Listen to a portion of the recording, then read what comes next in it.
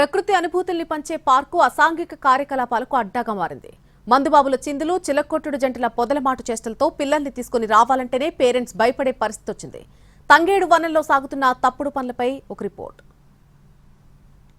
హైదరాబాద్ విజయవాడ జాతీయ రహదారి పక్కన పరిశ్రమల చెంతన పరుచుకున్న పచ్చదనానికి నిలువెత్తు నిదర్శనమిది. రాష్ట్ర పుష్పం తంగేడుతో పాటు తంగేడుపల్లి గ్రామం పేరు కలిసి వచ్చేలా యాదాద్రి భువనగిరి జిల్లా చౌటుపల్ శివార్లో ఏర్పాటు చేసిన అటవీ పార్క్ సందర్శకులకు ఆహ్లాదాన్ని పంచుతుంది. చౌటుపల్ అటవీ రేంజ్లోని 40 ఎకరాల్లో మొక్కల పెంపకం, సంరక్షణ సాగుతోంది. రావి, మర్రి, జువ్వి, మేడి, సీతాఫలం వంటి 28 రకాల మొక్కలు ఇక్కడ కనిపిస్తాయి. అలాగే పిల్లల కోసం ప్రత్యేకంగా పార్క్ ఏర్పాటు చేశారు. పుట్టినరోజు వేడుకలు, వెడ్డింగ్ ఫోటో షూట్లు కూడా జరుగుతూ ఉంటాయి. చిన్నారుల కోసం ప్లే స్టేషన్ వంటి సౌకర్యాలు అందుబాటులోకి తెచ్చింది అటవీశాఖ.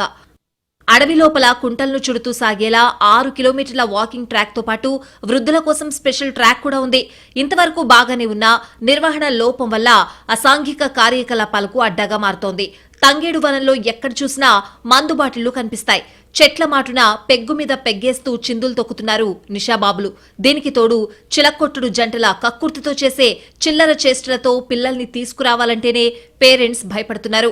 దీనిపై అధికారులకు కూడా ఫిర్యాదులు అందుతున్నాయి. ఇంతకుముందు నోటీసు రావడం జరిగింది. దాన్ని నిర్మించడానికి మేము సీసీ కెమెరాలు ఏర్పాటు చేసి 24 అవర్స్ సర్వేలెన్స్. అది యాక్చువల్గా పార్క్ ఓపెనింగ్ 10 to 6 కాబట్టి మేము 8 కెమెరాస్, సీసీ కెమెరాస్ చూస్తున్నాం, మానిటరింగ్ చేస్తున్నాము.